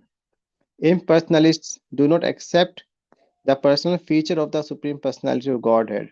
The personality of Godhead is stressed in this verse in order to impress upon them the necessity of accepting Him. Therefore, the word Aham is mentioned three times. To stress something important, one repeats it three times. Lord Krishna continued, actual spiritual knowledge and its practical application are considered in all these sound vibrations. Although the external energy comes from me, I am different from it. Sometimes a reflection of the sun is experienced in place of the sun, but its illumination is never possible independent of the sun. When one is transcendentally situated, he can perceive me. This perception is the basis of one's relationship with the Supreme Lord. Now, let me further explain this subject matter. What appears to be truth without me is certainly my illusory energy. For nothing can exist without me. It is like a reflection of a real light in the shadows. For in the light there are neither shadows nor reflections. Now, please hear from me about the process of devotional service, which is applicable in any country, for any person, at all times, and in all circumstances. As far as religious principles are concerned, there is a consideration of the person, the country, the time, and the circumstance. In devotional service, however, there are so much considerations. Devotional There service is are transit. there are no such considerations. Sorry, there are no such considerations. Devotional service is transcendental to all such considerations. It is therefore the duty of every man in every country, in every circumstance, and at all times to approach a bona fide spiritual master, question him about devotional service, and listen to him explain the process. A person interested in transcendental knowledge must therefore always directly and indirectly inquire about it to know about the all pervading truth. Supreme affection for me is called love of Godhead, and that is the ultimate goal of life. Let me explain by a practical example the natural characteristics of such love. If someone The else fi- can read, yes, or thank you. thank you.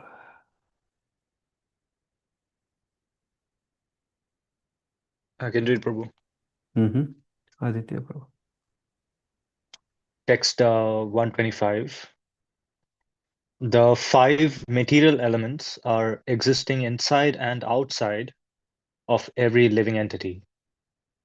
Similarly, I, the Supreme Personality of Godhead, am manifest within the heart of the devotee as well as outside his body. As the material elements enter the bodies of all living beings and yet remain outside them all, I exist within all material creations and yet am not within them. A highly elevated devotee can bind me, the Supreme Personality of Godhead, in his heart by love. Wherever he looks, he sees me and nothing else. Hari, the Supreme Personality of Godhead, who destroys everything inauspicious for his devotees, does not leave the hearts of his devotees, even if they remember him and chant about him inattentively. This is because the rope of love always binds the Lord within the devotees' hearts. Such devotees should be accepted as most elevated. A person advanced in devotional service sees within everything the soul of souls, the Supreme Personality of Godhead, Sri Krishna. Consequently, he always sees the form of the Supreme Personality of Godhead as the cause of all causes and understands that all things are situated in him. All the gopis assembled to chant the transcendental qualities of Krishna very loudly, and they began to wander from one forest to another like mad women. They began to inquire about the Lord who is situated in all living entities, internally and externally. Indeed, they even asked all the plants and vegetables about him, the Supreme Person. Sri Chaitanya Mahaprabhu continued, thus one's relationship with the Lord, activities in devotional service, and the attainment of the highest goal of life, love of Godhead, are the subject matters of Srimad Bhagavatam. The absolute truth is known by the self-realized souls as a unified identity, known by different names: impersonal Brahman, localized Paramatma, and Bhagavan, the Supreme Personality of Godhead. Before the cosmic manifestation was created, the creative propensity was merged in the Supreme Lord's person. At that time, all potencies and manifestations were preserved in his personality. The Lord is the cause of all causes, and he is the all-pervading, self-sufficient person. Before the creation, he existed with his spiritual potency in the spiritual world, wherein various Vaikuntha planets are manifested. All these incarnations of Godhead are either plenary portions or parts of the plenary portions of the Purusha avatars. But Krishna is the Supreme Personality of Godhead himself. In every age, he protects the world through his different features when the world is disturbed by the enemies of Indra. This is one's eternal relationship with the Supreme Personality of Godhead. Now, please hear about the execution of devotional service. This principle pervades each and every verse of Srimad Bhagavatam. Lord Krishna said, being very dear to the devotees and sadhus, I am attained through unflinching faith and devotional service. This Bhakti Yoga system, which gradually increases attachment for me, purifies even a human being born among dog eaters. That is to say, everyone can be elevated to the spiritual platform by the process of Bhakti Yoga. The Supreme Personality of Godhead, Krishna said, "My dear Uddhava, neither through Ashtanga Yoga, the mystic yoga system to control the senses, nor through impersonal monism or an analytical study of the absolute truth, nor through study of the Vedas, nor through austerities, charity, or acceptance of sannyas, can one satisfy me as much as by developing unalloyed devotional service unto me." When the living entity is attracted by the material energy, which is separate from Krishna, he is overpowered by fear.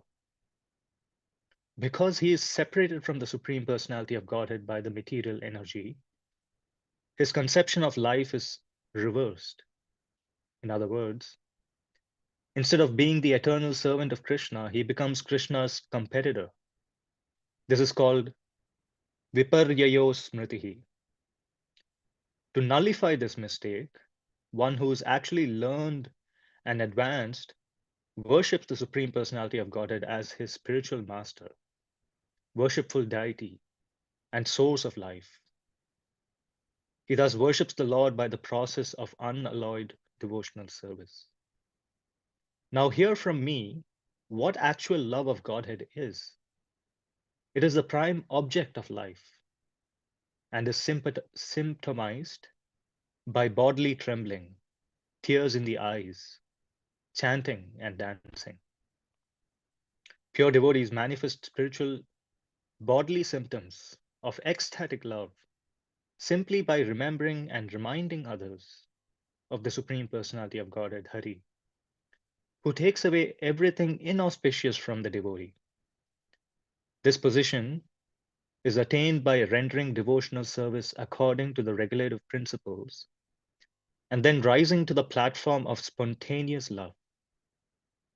When a person is actually advanced and takes pleasure in chanting the holy name of the Lord, who is very dear to him, he is agitated and loudly chants the holy name.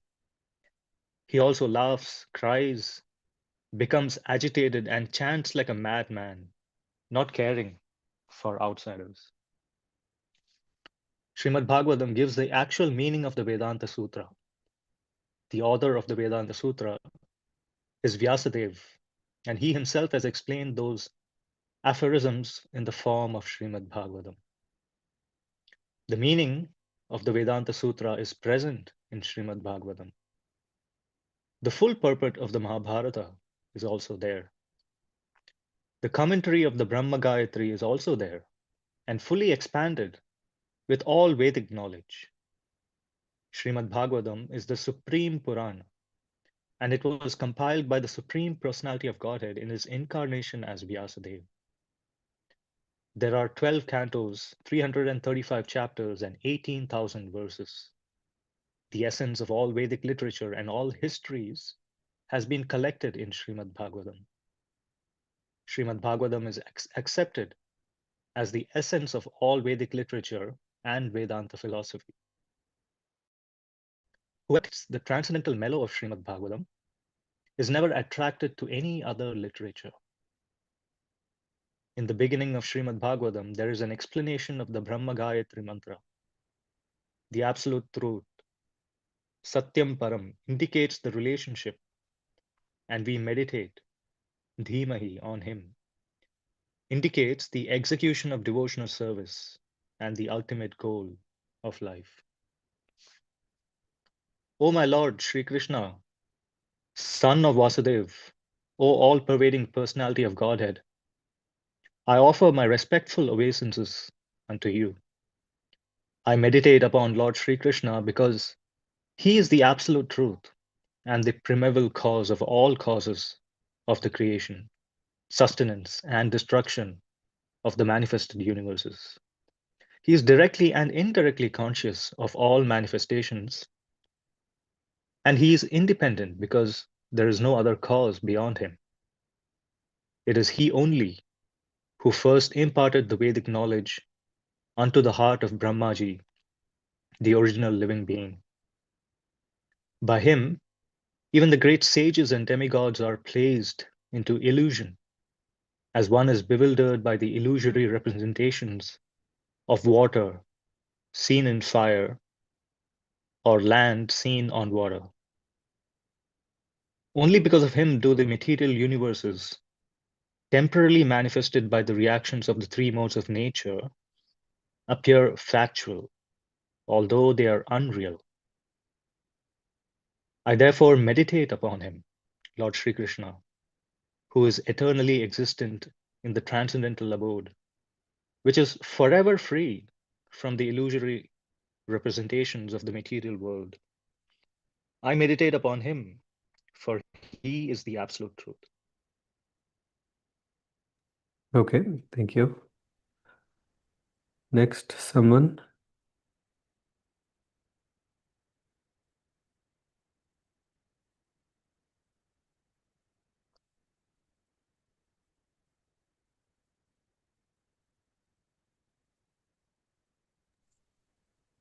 Hare Krishna Prabhuji.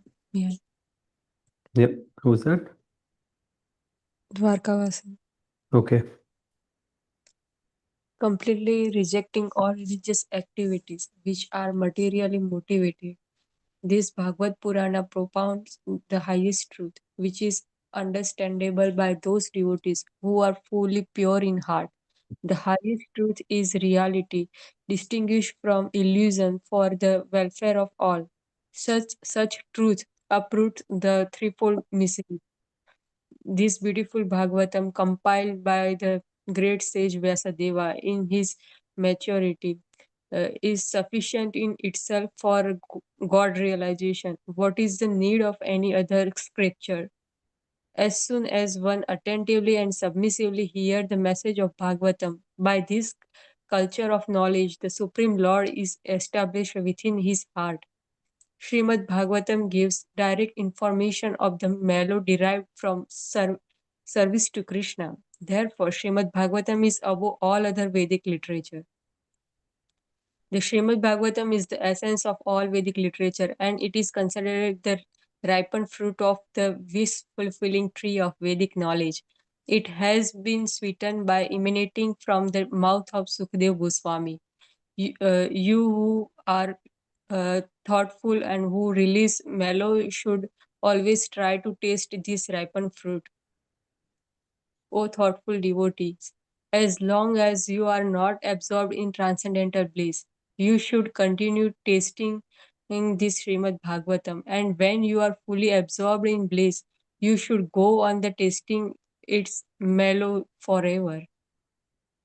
We never tire of hearing a transcendental pastime of the personality of Godhead, who is glorified by hymns and prayers. Those who enjoy association with him relish hearing his pastimes at every moment. Sri Chaitanya Mahaprabhu advised Praka- Prakashananda Saraswati study Srimad Bhagavatam very scrutinizingly. Then you will understand the actual meaning of the Brahma Sutra. Sri Chaitanya Mahaprabhu continued, always discuss Srimad Bhagavatam and constantly chant the holy name of Lord Shri Krishna. In this way, you will be able to attain liberation very easily and you will elevate it to the enjoyment of love of Godhead. One who is thus transcendentally situated at once realizes the supreme Brahman and becomes fully joyful. He never laments or desires to have anything. He is equally disposed toward every living entity. In that state, he attained a pure devotional service unto me. Even a liberated soul merged in impersonal Brahman effulgence is attracted to the pastime of Krishna. He thus installs a deity and renders the Lord service.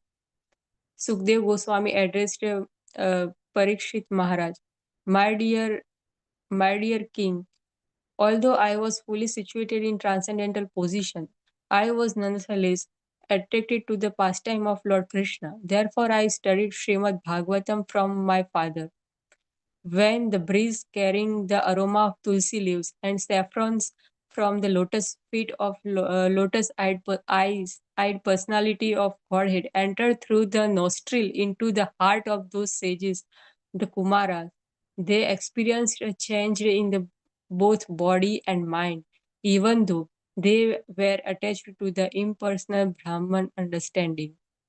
Those who are self satisfied and unattracted by the external material desire are also attracted to the loving service of Sri Krishna, whose qualities are transcendental and whose activities are wonderful. Hari, the personality of Godhead, is called Krishna because he has such transcendentally attractive features. At this time, the Brahmana from the province of Maharashtra mentioned Lord Chaitanya explanation of the At- At- Atma Rama verse. The Maharashtrian Brahman stated that Sri Chaitanya Mahaprabhu had already explained that verse in 61 ways. Everyone was astonished to hear this. When all the people gathered there expressed the desire to hear again the 61 different meaning of the Atmaram sloka, Sri Chaitanya Mahaprabhu again explained them. When everyone heard Sri Chaitanya Mahaprabhu's explanation of the Atmaram shloka, everyone was astonished and struck with wonder. They concluded that Sri Chaitanya Mahaprabhu was none other than Lord Krishna himself. After giving those explanations again, Sri Chaitanya Mahaprabhu arose and took his leave. All the people there offered their obeisances unto him and chanted the Mahamantra. All the inhabitants of Kashi, Varanasi began chanting the Hare Krishna Mahamantra in ecstatic love. Sometimes they laughed, sometimes they cried, sometimes they chanted, and sometimes they danced. After this, all the Mayavadi sannyasis and learned scholars at Varanasi began discussing Srimad Bhagavatam. In this way, Sri Chaitanya Mahaprabhu delivered them. Sri Chaitanya Mahaprabhu then returned to his residence with his personal associate. Thus, he turned the whole city of Varanasi into another Navadvip, Nadia Nagara. Among his own associates, Sri Chaitanya Mahaprabhu laughingly said, I came here to sell my emotional, ecstatic love. Although I came to Varanasi to sell uh, my goods, there were no customers, and it appeared necessary for me to carry them back to my own country. All of you were feeling unhappy that no one was purchasing my goods and that I would have to carry them away. Therefore, by your will only, I have distributed them without charging. All the Lord's devotees then said, You have incarnated to deliver fallen souls. You have delivered them in the east and in the south, and now you are delivering them in the west. Only Varanasi was left because the people there were against your missionary activities. Now you have delivered them, and we are all very happy. After the news of this event was broadcast, everyone from the surrounding neighborhood began to pour into Sri Chaitanya Mahaprabhu. Hundreds of thousands of people came to see Sri Chaitanya Mahaprabhu. There was no counting the number because the Lord's residence was very small. Not everyone could see him. When Sri Chaitanya Mahaprabhu went to take his bath in the Ganges and to see the temple of Vishweswara, people would line up on both sides to see the Lord. When Sri Chaitanya Mahaprabhu passed by the people, he would raise his arms and say, Please chant Krishna, please chant Hari. All the people received him by chanting Hare Krishna and they offered their respect to him by this chanting. In this way, 4 5 days for 5 days, Sri Chaitanya Mahaprabhu delivered the people of Varanasi. Finally, on the next day, he became very eager to leave. After rising very early on the 6th day, Sri Chaitanya Mahaprabhu started to leave, and 5 devotees began to follow him. These 5 devotees were Tapana Mishra, Raghunatha, and Maharashtrian Brahmanas, Chandrasekhara and Paramananda Kirtaniya.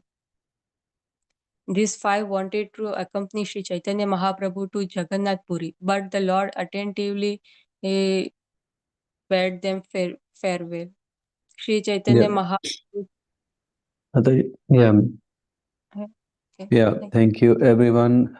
Yeah, it was very nice that we had quite intense, I would say, an opportunity to read and hear a few glories of the Lord on the occasion of his appearance.